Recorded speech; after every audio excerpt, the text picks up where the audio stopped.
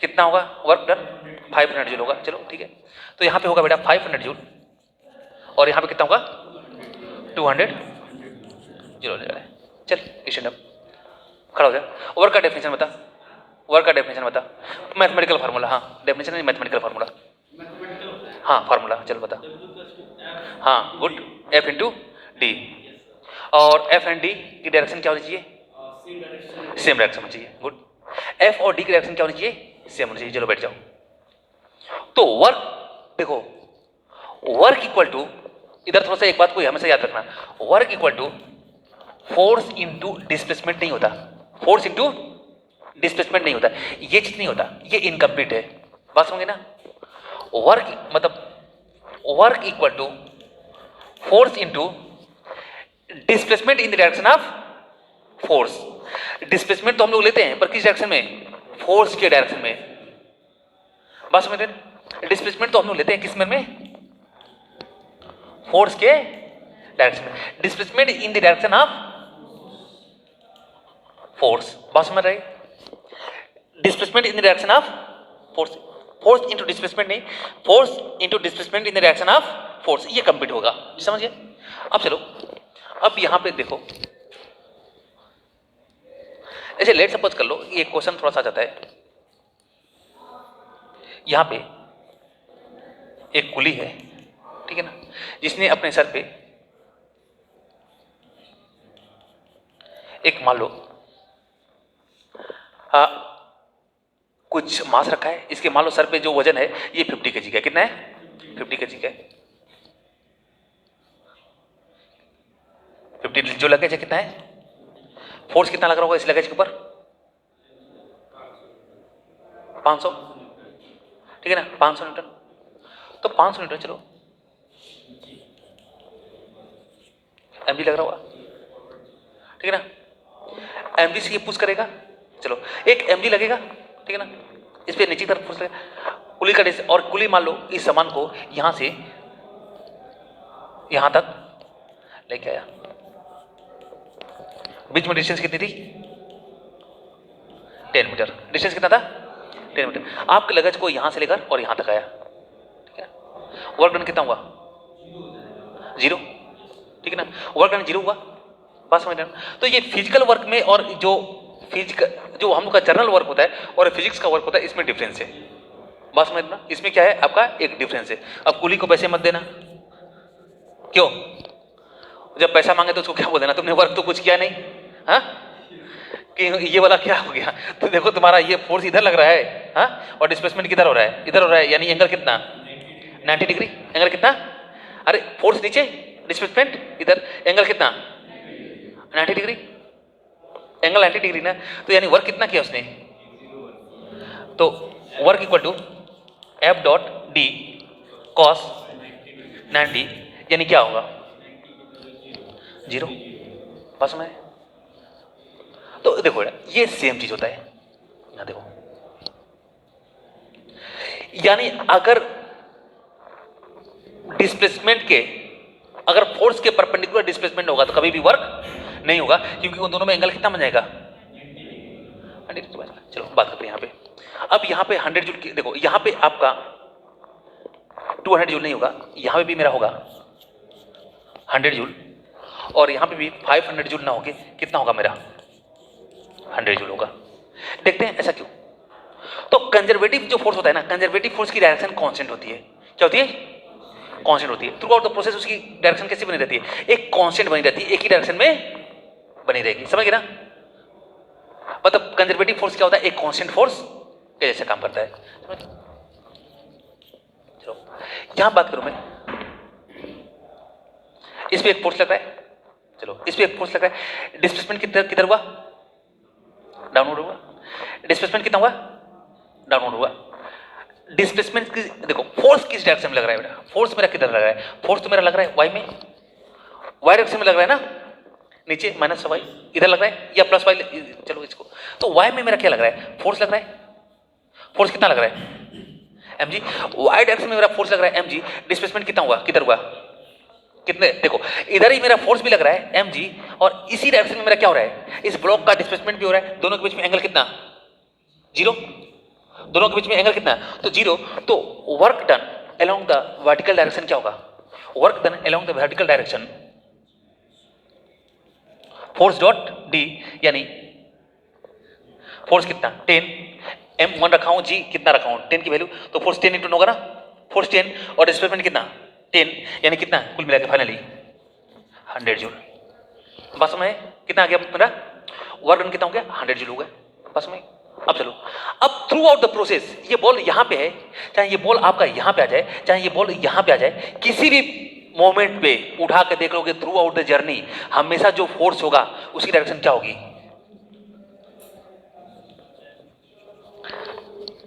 किधर, Y direction में, नीचे तरफ। बात समझ गए, इधर ही होगी ना, डाउनवर्ड होगी ना, तो हाँ, क्या इसका फोर्स कभी वर्टिकल में आया है क्या, तो चलो अब इस ब्लॉक का दो डायरेक्शन में डिस्प्लेसमेंट हुआ, दो डायरेक्शन में डिस्प्लेसमेंट हुआ।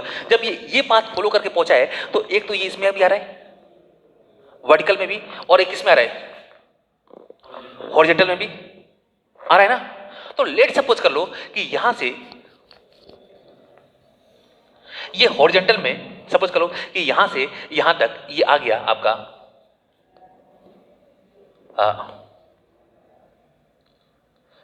15 मीटर, ठीक है। यहां से जब यहां तक पहुंचा है तो हॉरिजॉन्टल में कितना कवर कर चुका है 15 मीटर, और यहां से यहां कवर कर चुका है कितना, ये तो 10 मीटर ही होगा। नीचे वर्टिकल में कितना किया है 10 मीटर हुआ है, यानी इस ब्लॉक का दो डायरेक्शन में डिस्प्लेसमेंट हुआ है, एक हॉरिजॉन्टल, इस बॉल का दो डायरेक्शन में डिस्प्लेसमेंट हुआ है, एक हॉरिजॉन्टल और एक क्या वर्टिकल।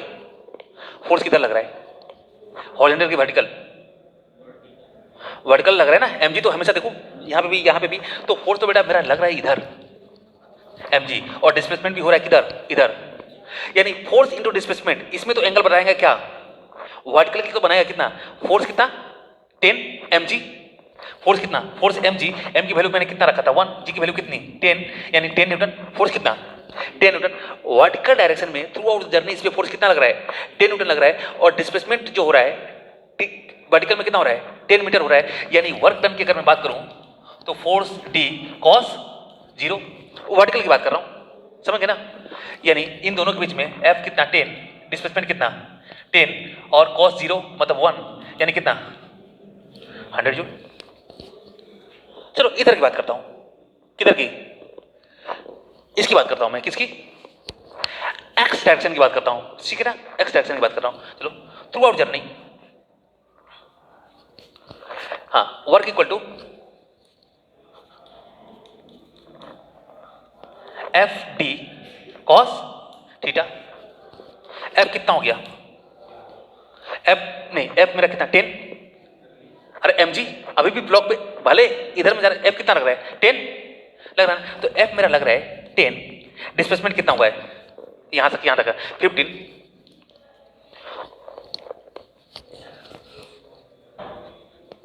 ये इस ब्लॉक पे फोर्स की डायरेक्शन है, और ये किधर है डिस्प्लेसमेंट की डायरेक्शन है, डिस्प्लेसमेंट इधर में, फोर्स इधर में, एंगल कितना 90 डिग्री ना, एंगल कितना 90 डिग्री, तो एफ डी कॉस क्या लिखूंगा मैं 90 डिग्री, तो कॉस 90 यानी कितना होगा 150 इंटू 0, यानी फाइनली कितना, समझे, क्योंकि जो कंजर्वेटिव फोर्स होते हैं ना ये कांस्टेंट फोर्स होते हैं, बात क्या, ये चेंज नहीं करते हैं थ्रू आउट द मोशन, ये क्या करते हैं अपने आप को चेंज नहीं करते हैं, इसकी जो भी डायरेक्शन होगा मैग्नीट्यूड होगा वो एक ही तरफ क्या होगा बना हुआ रहेगा। बात में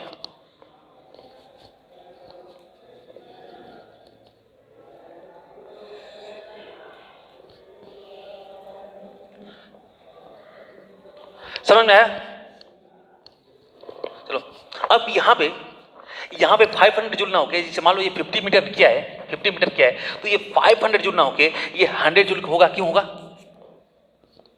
समझ में आ गया ना, क्योंकि वर्क का डेफिनेशन क्या होता है, मुझे वर्क कैलकुलेट करना है कितना वर्क हुआ, तो वर्क होता क्या है force into displacement in the direction of force, तो फोर्स तो मेरा बेटा यहाँ पे ये लग रहा है mg लग रहा है, और इस डायरेक्शन में मेरा डिस्प्लेसमेंट कितना हो रहा है 10 मीटर ही हो रहा है, तो यहाँ पे तो मेरा 100 जूल ही रहेगा ना, भले ये कोई भी बात करके चलिए, समझ गए ना, पांच में क्लियर है ना। तो ये जो कंजर्वेटिव फोर्स होता है ये पाथ इंडिपेंडेंट होते हैं, पाथ इंडिपेंडेंट होते हैं। मतलब कंजर्वेटिव फोर्स में अगर आप वर्क डन कर रहे हो तो क्या होगा, पाथ इंडिपेंडेंट होगा। ये किसके ऊपर डिपेंड करेगा, इनिशियल और फाइनल पोजीशन के।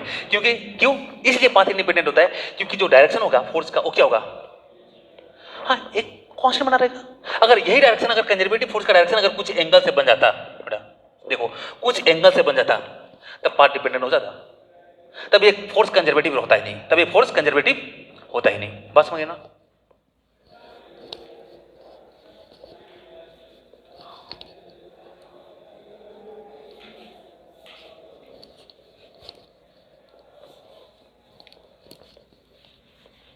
मतलब नहीं, कुछ एंगल से बन जाए लेकिन उसी एंगल पे अब कंटिन्यू रहे, अगर एंगल चेंज कर गया तब कंजर्वेटिव नहीं है। समझ गए ना, जो डायरेक्शन फोर्स की बन गई वही डायरेक्शन क्या रहेगी, थ्रू आउट मोशन बनी हुई रहेगी।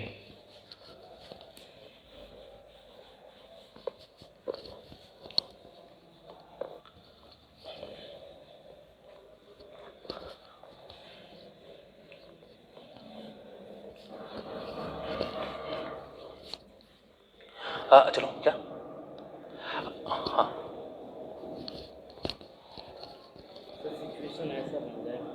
ये फ्रिक्शन ऑक्शन छोड़ यार, ये तो नॉन कंजर्वेटिव हो जाएगा ना, नॉन कंजर्वेटिव हो जाएगा फ्रिक्शन फोर्स, नॉन कंजर्वेटिव हो जाएगा। हाँ फ्रिक्शन फोर्स लॉस हो जाएगा ना एनर्जी, प्रोसेस समझ गए ना। अब थोड़ा सा देखो, इधर देखो, आपकी gravitational force, electrostatic force, elastic force, ये सब सारी किस में आती हैं, कंजर्वेटिव में आती हैं, ठीक है ना। अब थोड़ा सा यहां पे देखो,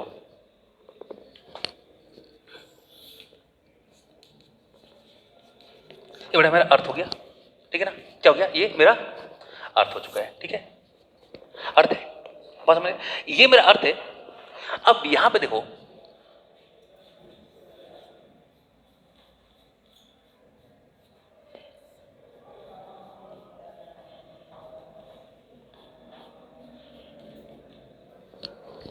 अगर मैं एक बॉल को, इसकी एनर्जी मान लो ये 10 मीटर पे है, कितनी है,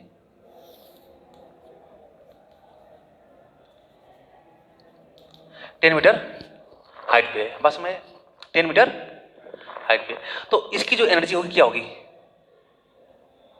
इसकी जो एनर्जी होगी इस बॉल की, इसका मास कितना है 1 kg है, और इसको मैंने ऊपर रखा हुआ है, इसको मैंने ऊपर रखा हुआ है, मास कितना, बताओ पोटेंशियल एनर्जी कितनी, कितना 100 जूल, पोटेंशियल एनर्जी कितनी मेरी 100 जूल।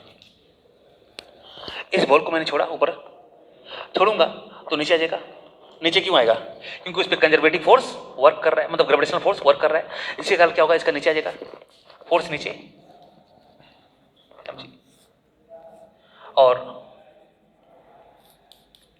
डिस्प्लेस होके कहां गया, नीचे आ गया, 0 पे गया। अब बताओ पोटेंशियल एनर्जी कितनी, फाइनल पोटेंशियल एनर्जी कितनी, 0, फाइनल पोटेंशियल एनर्जी कितनी 0, ठीक है ना, बात समझ आया, चलो फाइनल पोटेंशियल एनर्जी 0। अब बताओ वर्क डन क्या, वर्क डन कितना, वर्क डन कितना, देखो वर्क डन -100 जूल कैसे होगा, फोर्स इधर mg और डिस्प्लेसमेंट भी किधर, इधर ही, दोनों का डायरेक्शन इधर, ठीक है ना, तो फोर्स मेरा कितना हो जाएगा, वर्क कितना हो जाएगा 100 जूल होगा। पोटेंशियल एनर्जी कितने हो जाएगा, वर्क इक्वल टू 100 जूल, और potential change in potential energy, change in potential energy मतलब final PE final minus PE initial कितना होगा, क्या, अरे पीई फाइनल, फाइनल कितना 0, पी इनिशियल कितना 100 -100 जूल, पास में रहो -100 जूल। देखो यहां पे देखो, अगर वर्क डन हो रहा है तो पोटेंशियल एनर्जी क्या हो रही है, decrease, change in potential energy, potential energy क्या हो रही है, डिक्रीज हो रही है, डिक्रीज हो रही है कि नहीं हो रही है। अब ऐसा क्यों, ऐसा क्यों, अगर वर्क डन हुआ तो ये पोटेंशियल एनर्जी डिक्रीज क्यों की? चलो देखते हैं इसको। देखो ये आपका मास, ठीक है ना, ये आपका अर्थ। ये अर्थ आपने चारों तरफ क्या बनाएगा? एक पूरा कंजर्वेटिव फील्ड बना देगा। अरे हर जगह पे एक कहीं भी जाओगे तो एक कंजर्वेटिव फोर्स महसूस करोगे ना, mg। तो ये अपने चारों तरफ क्या बनाएगा? एक कंजर्वेटिव फील्ड बनाएगा, मतलब एक ग्रेविटेशनल फील्ड बनाएगा। उसी को हम लोग क्या बोलेंगे? कंजर्वेटिव फील्ड बोलेंगे। तो ये अपने चारों तरफ कंजर्वेटिव फील्ड बना देगा। अब कंजर्वेटिव फील्ड में, और ये जो ब्लॉक है, बस समझ रहे, ये जो मास है ये भी कहाँ है? उसी फील्ड के अंदर में, उसी फील्ड के अंदर में, कि उस फील्ड से बाहर है? उस फील्ड के अंदर है। यानी ये मास, ये जो ब्लॉक रखा हूं और ये जो फील्ड आपका बना हुआ है, जैसे मान लो यहां पे देखो, यहां पे है, यहां पे भी कंजर्वेटिव फील्ड है, ग्रेविटी है, तभी तो मैं छोड़ रहा हूं तो नीचे जा रहा है।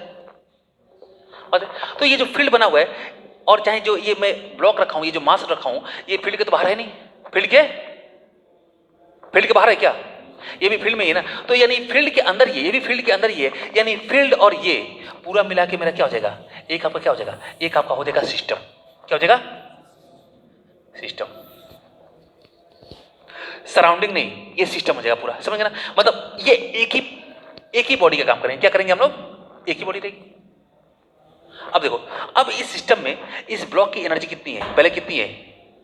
कुछ है, ऊपर है। अब इस सिस्टम में ये ब्लॉक यहाँ पे ऊपर में, इसके पास कुछ पोटेंशियल एनर्जी है। कितनी है? 100 जूल। कितनी है? 100 जूल। यहाँ पे टॉप पे रखा हूं तो कितनी है इसकी पोटेंशियल एनर्जी? 100 जूल। अब क्या होता है कि जैसे मैं इस ब्लॉक को छोड़ता हूं, बस मैं जैसे मैं इस ब्लॉक को छोड़ता हूं, जैसे मान लो ये ब्लॉक को मैं छोड़ दिया, तो ये नीचे की तरफ आएगा।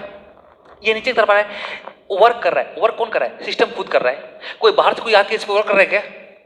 तो जब सिस्टम खुद कर रहा है, जब तुम खुद ही वर्क करोगे तो तुम्हारे अंदर कुछ डिक्रीज होगा, एनर्जी डिक्रीज होगी कि नहीं होगी? अगर तुम खुद वर्क करना शुरू कर दो, खुद को सिस्टम मान लो और वर्क परफॉर्म करना शुरू कर दो, तो कब परफॉर्म कर पाओगे वर्क? सिंपल सी बात है कि जब आपकी एनर्जी क्या होगी? डिक्रीज होगी। स्टार्टिंग में हमने देखा था। तो यानी ये पूरा का पूरा सिस्टम है और इस सिस्टम ने वर्क डन किया, इस सिस्टम ने वर्क डन किया। तो वर्क डन कैसे परफॉर्म किया होगा? तो वर्क डन परफॉर्म करने के लिए उसने क्या किया होगा? अपनी काइनेटिक एनर्जी को क्या किया होगा? सॉरी, पोटेंशियल एनर्जी को क्या किया होगा? लूज किया होगा। समझ गए ना? इसने यानी पॉजिटिव वर्क डन किया, यानी जितना इसने पॉजिटिव वर्क किया, जितना इसने पॉजिटिव वर्क डन किया, 100 जूल इसने वर्क किया, यानी कब कैसे कर पाया? जब इसने अपनी 100 जूल पोटेंशियल एनर्जी क्या कर दी? लॉस कर दी। बात समझ रहे हो? यानी अगर पॉजिटिव वर्क डन होगा, positive work done by conservative force होगा, positive work done by conservative force होगा, इसका मतलब आपका ये समझ लो कि लॉस इन क्या? लॉस इन क्या? बस sir, loss in potential energy, मतलब डिक्रीज इन पोटेंशियल एनर्जी, ठीक है ना? यानी जब कभी वर्क डन क्या करेगा? फोर्स का पॉजिटिव होगा, कंजर्वेटिव फोर्स कभी भी वर्क डन क्या करेगा? पॉजिटिव करेगा, तो उस कंडीशन में क्या होगा? Decrease in potential energy. बात समझ गए ना? क्यों? क्योंकि ये पूरा का पूरा सिस्टम है, वर्क डन तभी परफॉर्म होगा जब उसका क्या होगा? वो एनर्जी कोई रिड्यूस करेगा, तो कौन सी एनर्जी अपने रिड्यूस करेगा? पोटेंशियल।